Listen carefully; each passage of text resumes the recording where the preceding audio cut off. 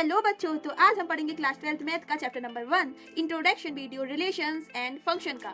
तो what is relation, relation क्या है। तो सबसे पहले हमारा इस वीडियो में पार्ट यही आता है कि रिलेशन क्या है। तो रिलेशन क्या है, subset of A cross B का सबसेट को ही हम रिलेशन कहते हैं। और कितने प्रकार के रिलेशंस होते हैं, टाइप्स ऑफ रिलेशन होते हैं हमारे, एम्प्टी रिलेशन और यूनिवर्सल रिलेशन। तो एम्प्टी रिलेशन में आता है हमारा ऐसा रिलेशन जो कि सेट ए से बिल्कुल भी रिलेट ना करता हो, यानी कि ए सेट के कोई भी एलिमेंट आर से बिल्कुल मेल ना खाए।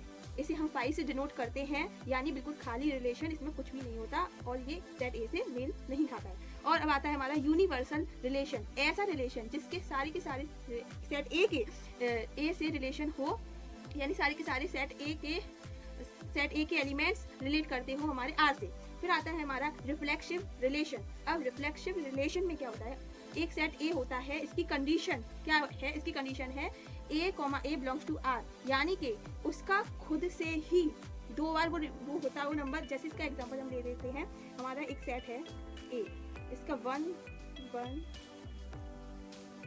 2 2, तो अब जी क्या है, हमारा खुद से ही रिलेट कर रहा है, तो ये होगा हमारा रिफ्लेक्सिव रिलेशन जिसमें खुद से ही वो रिलेट करता हो। फिर आता है हमारा सिमेट्रिक रिलेशन, इसकी कंडीशन है A B belongs to R, तो बी ए को भी बिलोंग्स टू आर होना ही पड़ेगा। जैसे हमारा एग्जांपल है ए सेट है हमारा जिसमें 1 2 और 2 1, तो ये हमारा हो जाता है सिमेट्रिक रिलेशन जिसमें 1 2 और 2 1 दोनों हैं, ठीक है। तो ये हमारा हो जाता है सिमेट्रिक रिलेशन जिसमें A B belongs to R हो और B A belongs to R हो। फिर आता है हमारा ट्रांजिटिव रिलेशन जिसमें ए बी अगर बिलोंग्स टू आर हैं तो बी सी भी बिलोंग्स टू आर है, तो ए और सी भी आर में होने चाहिए। इसका भी हम एक एग्जांपल ले लेते हैं। जैसे हमारा है एक सेट ए जिसमें 1 2 और 2 3 है, तो इसमें 1 3 भी होना ही चाहिए, तभी ये ट्रांजिटिव रिलेशन हो पाएगा।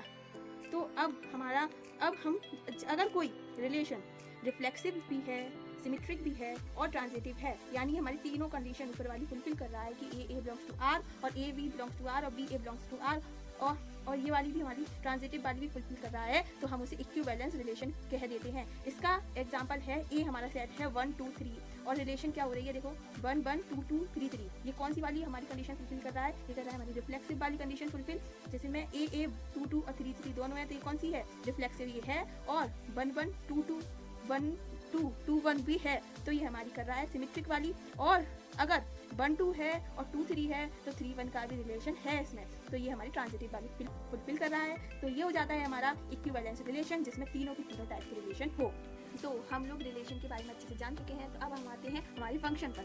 तो फंक्शन क्या है, every X is related to unique Y in a relation. किसी रिलेशन में हर एक एक्स रिलेट कर रहा हो एक अलग यूनिक वाई से। जैसे हमारा एक डोमेन है एक्स और ये रिलेट कर रहा है सी से, यानी वाई से, को डोमेन से, ठीक है। तो यानी कि एस फंक्शन होता है हर एक एक्स रिलेट करे एक यूनिक वाई से। तो अब इसके जैसे हमने रिलेशन के टाइप पढ़े थे, वैसे ही हमारे टाइप्स ऑफ फंक्शंस भी होते हैं। तो इसमें आते हैं हमारे 1 1 और आता है हमारा ऑन टू।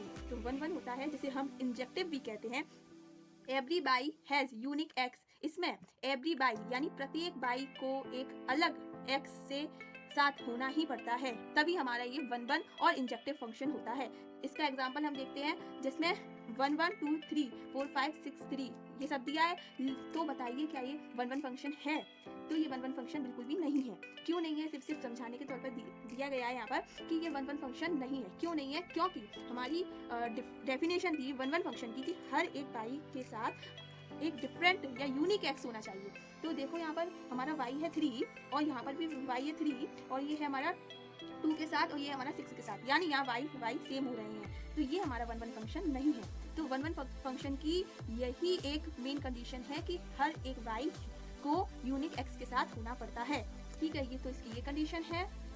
तो अब बढ़ते हैं हम ऑन टू फंक्शन की तरफ। ऑन टू फंक्शन क्या होता है, इसे हम सर्जेक्टिव के नाम से भी जानते हैं। तो ऑन टू फंक्शन में होता है every y has a x, हर एक y के पास एक x होना ही चाहिए, यानी number of y equals to number of x, जितने हमारे पास y है उतने ही हमारे पास x भी होना जरूरी है। तो और बाई की वैल्यू को हम रेंज भी कहते हैं, ठीक है। अब हम इसको एग्जांपल के थ्रू देखते हैं कि हमारी ये डोमेन है, जैसा कि हम क्लास 10 में पढ़ते आ रहे थे, डोमेन और रेंज काफ़ी अच्छे से हमने समझा था सेट चैप्टर में, वैसे ही तो ये हमारी डोमेन है, ये हमारी रेंज है, इसको हम x मानते हैं, इसे हम y मानते हैं।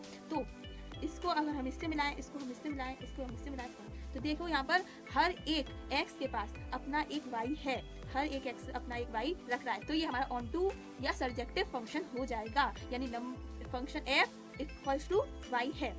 तो अब हम आते हैं ये function f x belongs to y is set to be bijective, ठीक है। बाइजेक्टिव कब होता है? जब कोई फंक्शन 1 भी हो और ऑन टू भी हो, तभी हम उसे बाइजेक्टिव कहेंगे, यानी ऐसा फंक्शन जो एक ही टाइम पर एक ही साथ 1 भी हो और ऑन टू भी हो, तभी हम उसे बाइजेक्टिव कहते हैं। तो अब आता है हमारा next topic, composition of function. Composition of function एक सिंपल भाषा में बताऊं तो कंपोजिशन ऑफ फंक्शन, एक फंक्शन के अंदर दूसरे फंक्शन को रखना ही कंपोजिशन ऑफ फंक्शन कहलाता है। तो इसको हम एग्जाम्पल के थ्रू जानते हैं कि एफ एक्स हमारा दिया है x² और जी एक्स हमारा दिया है sin x। तो हम g ऑफ f निकालें तो हमारा देखो हमने इसमें अपनी वैल्यू पुट कर दी है, तो g हमारा साइन था और हमारा x² था f, तो हमने यहाँ कर दिया, तो ये हमारा कंपोजिशन ऑफ फंक्शन बन जाता है।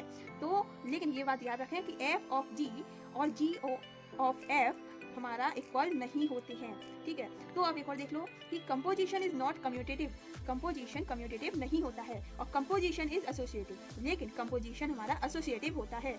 ये देखिए यहाँ पर एसोसिएटिव है, if the two function is 1 and on 2 then their composition is also 1 and on 2। अगर हमारा कोई फंक्शन 1 है और on 2 है, तो वह कंपोजिशन के बाद भी 1 और on 2 ही होगा, क्योंकि वो 1 और on 2 से बना है, तो फिर वो बाद में कंपोजिशन के बाद भी 1 और on 2 ही रहेगा।